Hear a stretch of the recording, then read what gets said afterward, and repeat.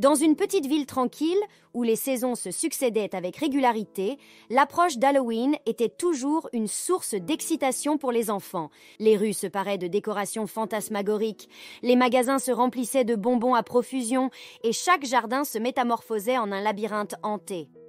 Mais parmi tous les symboles d'Halloween, il y en avait un qui attirait particulièrement l'attention des enfants, la citrouille d'Halloween. Fanny, une petite fille aux grands yeux pétillants et au sourire contagieux, attendait avec impatience l'arrivée de cette fête chaque année. Elle avait entendu parler des histoires d'Halloween depuis qu'elle était toute petite, et elle savait que les citrouilles sculptées jouaient un rôle spécial dans cette célébration. Les contes parlaient de citrouilles grimaçantes, de lanternes effrayantes, mais Fanny avait une idée bien différente en tête. Un jour, à quelques semaines d'Halloween, Fanny s'approcha de son papa avec une demande spéciale. Elle voulait sculpter sa propre citrouille cette année, et pas n'importe laquelle. Elle rêvait d'une citrouille qui ferait sourire tous ceux qui la croiseraient. Une citrouille heureuse et pleine de vie. Mais il y avait un problème. Ni Fanny ni son père ne savaient comment sculpter une citrouille. Le papa de Fanny, un homme au cœur généreux et à l'esprit bricoleur, n'était pas du genre à refuser un défi. Il regarda sa fille avec un sourire et lui dit « Ma chérie, je ne sais pas comment faire ça, mais nous allons apprendre ensemble. Ce sera notre petit secret, d'accord ?» Fanny acquiesça avec enthousiasme. Elle était prête à plonger dans l'inconnu, à relever ce défi avec son papa. Ensemble, ils se lanceraient dans cette aventure, ignorant les rumeurs inquiétantes qui entouraient les citrouilles d'Halloween. Pour Fanny, ce serait une expérience magique, une chance de partager un moment unique avec son papa. Cette année, Halloween serait différent. Cette année, grâce à la détermination de Fanny et à la créativité de son père, une citrouille unique en son genre allait éclairer le quartier d'un sourire chaleureux et joyeux. C'était le début d'une aventure dont il se souviendrait toujours. Une aventure qui rappelait à Fanny que même lorsque l'on ne sait pas faire quelque chose, on peut toujours apprendre avec de la persévérance et l'aide de ceux qui nous aiment. Le jour se levait sur une nouvelle aventure. Fanny et son père partirent à la recherche de la citrouille parfaite, une citrouille qui deviendrait leur toile blanche pour créer quelque chose de spécial. Et tandis qu'ils arpentaient les allées d'un marché local rempli de légumes d'automne, Fanny se sentait de plus en plus excitée à l'idée de la transformation qui les attendait. Fanny et son père voulaient choisir la citrouille parfaite. Le marché regorgeait de citrouilles de toutes tailles, de formes et de couleurs.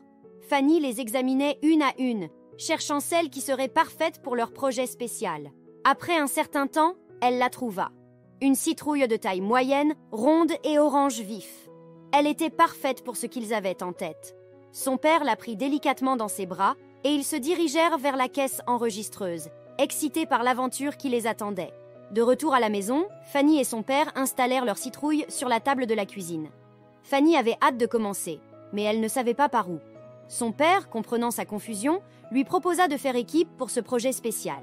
Ils cherchèrent ensemble des instructions en ligne et rassemblèrent les outils nécessaires. Une grande cuillère pour vider l'intérieur de la citrouille, un couteau pour découper le sourire et un marqueur pour dessiner le visage. La première étape était d'évider la citrouille. Fanny, avec une certaine appréhension, plongea sa main dans l'intérieur froid et gluant. Son père lui montra comment retirer les graines et la chair.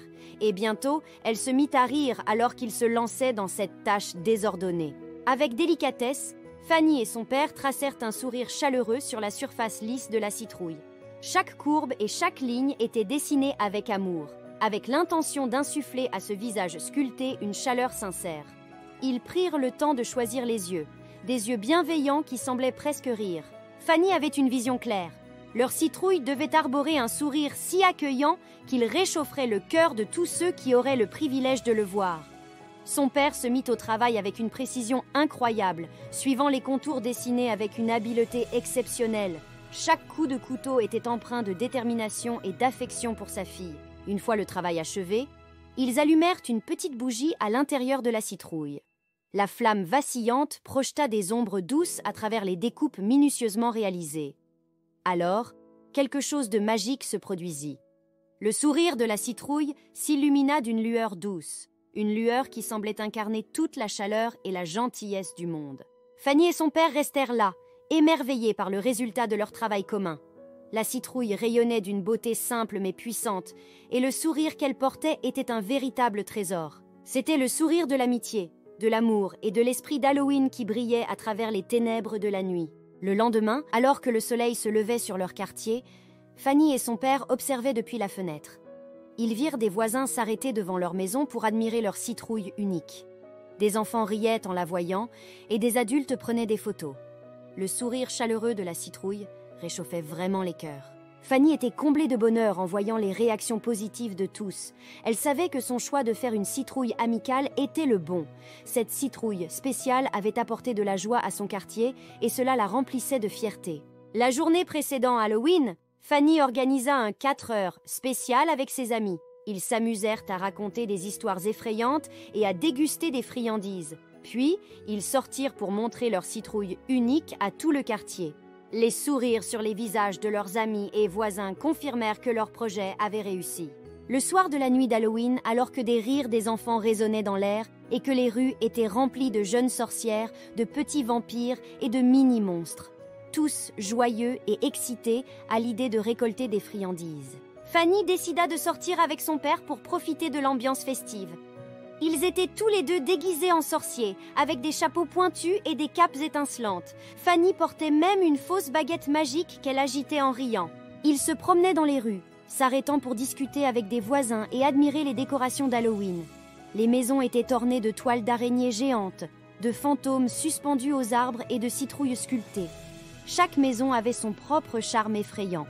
Fanny et son père se dirigèrent vers une petite place où un groupe d'enfants jouait à des jeux d'Halloween. Il y avait une course de sac, une pêche au canard et même une pinata en forme de chauve-souris. Fanny se joignit à l'amusement, lançant des rires cristallins dans l'obscurité. Pendant ce temps, la citrouille spéciale continuait d'éclairer leur maison. Les passants s'arrêtaient pour la contempler et certains prenaient des photos en s'extasiant sur son sourire chaleureux. La nouvelle de la citrouille unique s'était répandue et de plus en plus de gens venaient l'admirer. Soudain, un groupe d'enfants déguisés en monstres et en zombies s'approcha de la maison de Fanny. Ils étaient accompagnés d'un adulte, probablement un parent. L'un des enfants, déguisé en vampire, s'écria « Regardez cette citrouille, elle est vraiment différente !» Les autres enfants s'approchèrent pour mieux voir. Même l'adulte semblait intrigué. Fanny sentit son cœur battre plus fort. Elle espérait que sa citrouille spéciale les impressionnerait. L'enfant déguisé en vampire s'approcha encore plus près de la citrouille. « Regardez son sourire, elle a l'air tellement heureuse cette citrouille !» dit-il avec une pointe de surprise dans la voix. Les autres enfants hochèrent la tête. « Oui, c'est vrai, elle n'est pas effrayante du tout !» dit l'un d'eux. L'adulte sourit en regardant la citrouille. « C'est rafraîchissant de voir quelque chose de différent pendant Halloween. Cette citrouille nous met vraiment de bonne humeur. » Fanny et son père sourirent largement. Leur citrouille amicale avait touché le cœur des passants. C'était comme si elle avait apporté un peu de chaleur et de convivialité à cette nuit d'Halloween. L'adulte se tourna vers Fanny et son père. « Vous avez fait du bon travail. Cette citrouille est vraiment spéciale. » Fanny se sentit fière et heureuse. Elle avait appris que la différence pouvait être une force, que choisir d'être gentil et joyeux pouvait avoir un impact positif sur les autres. Alors qu'ils continuaient leur promenade d'Halloween, Fanny et son père savaient que cette soirée resterait gravée dans leur mémoire. Ils avaient découvert que même lorsqu'on ne sait pas comment faire quelque chose, on peut toujours apprendre avec de la persévérance et l'aide de ceux qui nous aiment. Et grâce à leur citrouille spéciale, ils avaient apporté un sourire à leur quartier en cette nuit d'Halloween.